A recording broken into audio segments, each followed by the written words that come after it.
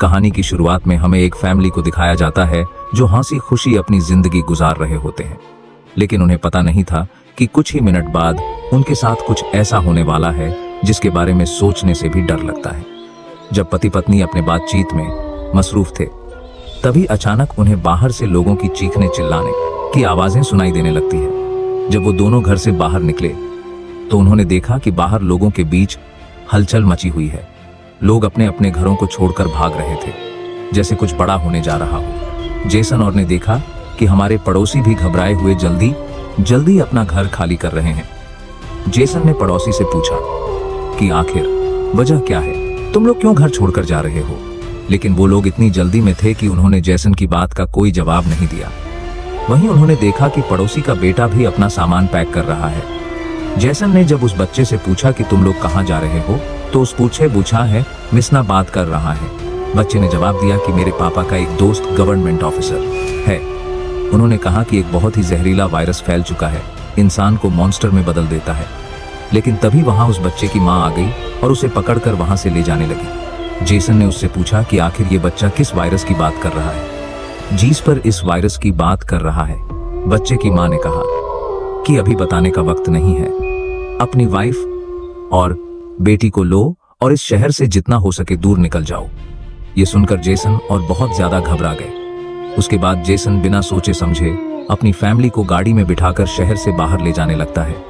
मगर रास्ते में उन्होंने देखा कि जो पड़ोसी भाग रहे थे वो वापस लौट रहे हैं। ये देखकर उन्हें और भी अजीब लगने लगा।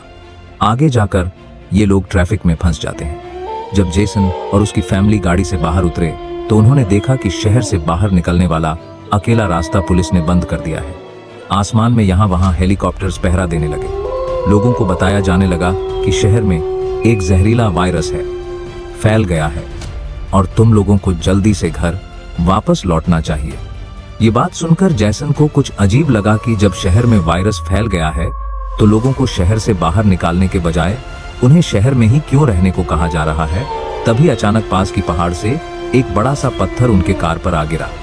ये देखकर वो लोग बहुत ज्यादा घबरा गए। पहाड़ हिलने लगा। तभी उस पहाड़ के पीछे से मिलिट्री के फाइटर जेट्स निकलकर शहर की तरफ बढ़े। वो 2 फाइटर जेट्स पूरे शहर पर बमों की बारिश करने लगे, जिससे पूरा शहर राख में बदल गया। जेसन की वाइफ को फौरन समझ आ गया कि अगर वो पुलिस की बात मानकर घर लौट जाते तो उनका अंजाम बहुत बुरा होने वाला था। उसके बाद वो फाइटर जेट सड़क पर मौजूद लोगों की तरफ बढ़ने लगे। ये देखकर सभी लोगों में हलचल मच गई। अब सबको समझ आया कि गवर्नमेंट उन्हें मारना चाहती है।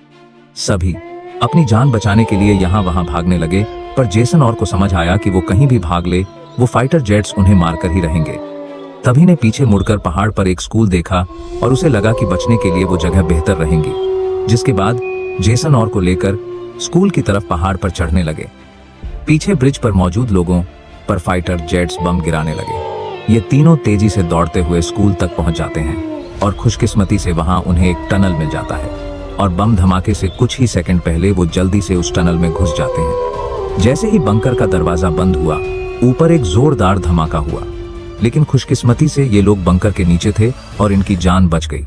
मगर इनके लिए हैरानी की बात यह थी कि आखिर ये कौन सा वायरस था कि गवर्नमेंट को शहर के सभी लोगों को मारना पड़ा। वो लोग कुछ भी नहीं समझ पा रहे थे। बस उन्हें यह बात आदरसपल जात पता चल चुका था कि अगर जिंदा रहना है तो चुपचाप बनकर में जिंदगी गुजारो। लेकिन इनके लिए परेशानी की बात यह थी कि आखिर ये लोग यहाँ कब तक जिंदगी गुजारेंगे और उन्हें पेट भरने के लिए खाने पीने का क्या करना होगा।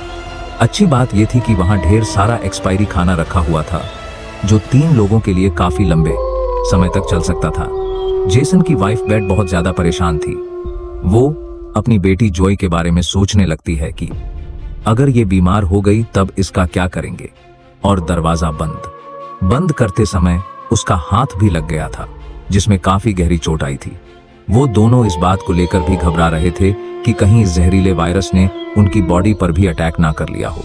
मगर अभी ये सोचने का वक्त नहीं था। उन्हें अब इस बंकर को सेफ बनाना था ताकि ऊपर बंकर का दरवाजा कोई खोल ना सके। जेसन ने लोहे की जंजीर से बंकर का दरवाजा मजबूती से बंद कर दिया और तय किया कि अब उन्हें यहीं पर जिंदगी गुजारनी है। लेकिन जमीन के नीचे रहने का जीवन आसान नहीं था। हर दिन वही एक जैसा खाना, पीने के लिए कीचड़ से भरा हुआ पानी और खाली समय में वह ताश खेलते। बाहर की दुनिया से उनका पूरी तरह से कनेक्शन कट चुका था।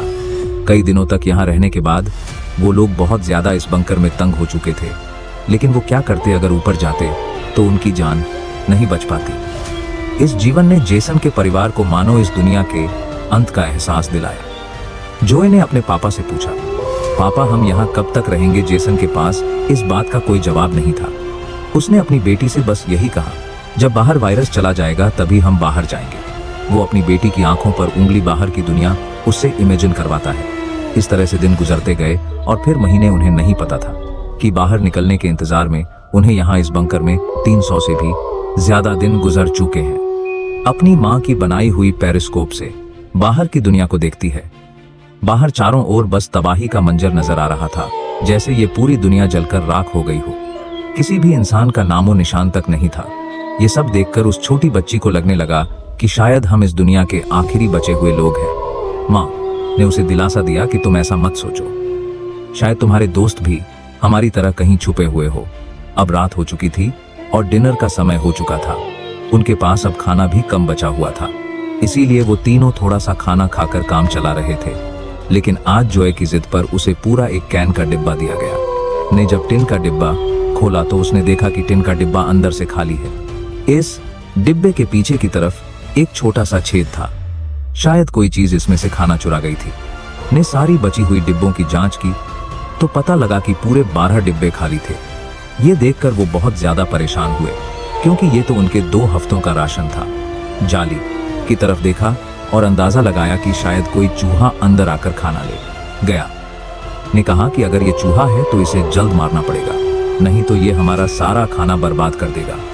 बेटी के उदास चेहरे को देख जेसन ने उसे दिलासा दिया कि छोटी छोटी बातों से परेशान मत हो, अगर खाना खत्म हो भी गया तो मैं ऊपर जाकर कुछ सामान ले आऊंगा।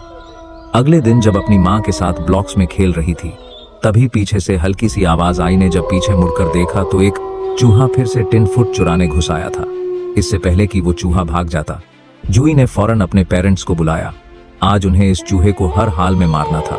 जेसन गुस्से में चाकू निकालकर उसे टुकड़े टुकड़े करने के लिए आगे बढ़ा, लेकिन वो छोटा सा चूहा बहुत तेज निकला। वो जेसन के वार से खुद को बचाते हुए निकल भागा और टेबल पर रखी लालटेन को भी गिरा दिया। जैसे ही वो अपने बिल में घुसने वाला था, तभी बेथ ने अचानक झपटा मारा और चूहे को मार दिया। वो सब चूहे को मारने की खुशी मना रहे थे कि दूसरी तरफ लालटेन के गिरने से धीरे धीरे आग बढ़ने लगी। जेसन दौड़कर उसका लालटेन को बंद करने लगा, लेकिन वो लालटेन बहुत गर्म था, जिससे जेसन का हाथ जल गया और लालटेन का शीशा फटने पर पूरे टेबल में आग लग गई। ने पर्दा फाड़कर आग बुझाने की कोशिश की। जेसन ने नल से आंधी बाल्टी पानी निकालकर उस आग पर डाला। जैसे तैसे करके उन दोनों ने उस आग को बुझा लिया, लेकिन खतरा अभी टला नहीं, बल्कि अब उनके लिए और भी मुश्किल बढ़ने वाली थी, क्योंकि आग तो वो लोग बुझा चुके थे, मगर आग से निकलने वाले धुएं ने पूरे बंकर को धुएं से भर दिया था और वो धुआं धीरे धीरे वेंटिलेशन जाली से ऊपर की तरफ निकल रहा था। ये देखकर वो सब घबरा गए, क्योंकि ये धुआं उनका वहां होने का ठिकाना जाहिर कर रहा था। अब सब लोग सांस रोककर बैठे थे। जेसन ने कहा कि शायद रात का अंधेरा धुएं को छुपा लेगा और किसी को हमारे ठिकाने के बारे में पता नहीं चल पाएगा। वो तीनों डर के साए में पूरी रात जागते रहे। अगली सुबह उन्होंने खुद के तसल्ली के लिए पेरिस्कोप से बाहर झांक कर देखा तो उनके पैर तले जमीन खिसक गई। उन्होंने देखा कि बाहर तो पूरा धुएं का उठा हुआ था। ये देखकर उन लोगों की बेचैनी बढ़ने लगी। उन्हें पूरा यकीन हो गया था कि उनके ठिकाने का राज खुल चुका है। तभी बीत ने कहा कि अगर धुआं उठा है तो उस पास राख भी जमा हुआ होगा, जिसकी जांचबीन करते हुए हमारे ठिकाने का पता चल सकता है। इसीलिए अब हमें राख की सफाई करनी होगी। जिसके बाद पति पत्नी ने बाहर जाकर सफाई करने का फैसला किया। जाने से पहले जेसन ने अपनी बेटी जॉय से कहा कि जॉय, मुझे प्रॉमिस करो कि बाहर से चाहे तुम्हें आवाज आए या फिर कुछ भी हो जाए, बस तुम्हें बाहर नहीं निकलना है। बेटी से वादा लेने के बाद उन्होंने दरवाजे की जंजीर खोली, बाहर की आवाजों को ध्यान से सुना और जब यकीन हुआ कि बाहर कोई भी नहीं है, तब दोनों ने मिलकर बंकर का दरवाजा खोला और बाहर निकल गए। अब उनकी बेटी अकेली अंदर रह गई। वो अपने पेरेंट्स का इंतजार कर रही थी, लेकिन बहुत देर तक इंतजार करने के बाद भी जब उसके माता पिता वापस नहीं आए, तो उसने स्टूल पर चढ़कर दूरबीन से बाहर के हालात देखने लगे। जल्द ही उसने देखा कि उसके माता पिता बंकर के दरवाजे को छुपाने की कोशिश कर रहे थे, लेकिन तभी जोई ने कुछ ऐसा देखा जिससे उसकी सांसें गले में अटक गई। उसने देखा कि दूर जंगल में एक काली परछाई तेजी से उनकी तरफ बढ़ रही है। बच्ची ने जोर से चिल्लाकर पापा को पीछे देखने को कहा, लेकिन दूरी बहुत ज्यादा थी। उसके माता पिता सुन ही नहीं पाए। घबराहट में बच्ची अपने डर को भूल गई और सीढ़ी पर चढ़कर बंकर से बाहर निकल आई। बाहर आते ही उसे एहसास हुआ कि उसके माता पिता अब वहां नहीं थे। बच्ची ने बेचैनी में जोर जोर से अपने माता पिता को पुकारना शुरू किया। तभी पीछे से अचानक उसका मुंह किसी ने दबोच लिया। ये कोई और नहीं बल्कि उसकी मां थी। सेकंड्स बाद एक जंगली हिरण का झुंड तेजी से वहां से गुजरा। हालांकि वो तीनों बाल बाल बचे, लेकिन बीत का डर और ज्यादा बढ़ने लगा। इन हिरणों का इस तरह भागना जरूर किसी खतरनाक चीज उससे बचने की कोशिश थी। सबको खतरे का अंदाजा हुआ और वो तेजी से वापस बंकर की तरफ भागे और बंकर के अंदर घुस गए।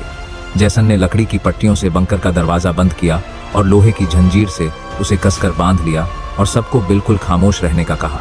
तभी उन्होंने ऊपर से कदमों की धीमी आहट सुनी। ऐसा लग रहा था कि जैसे कोई बंकर के दरवाजे की तरफ आ रहा हो। वो कई मिनटों तक लगातार बंकर के ऊपर इधर उधर घूम रहा था।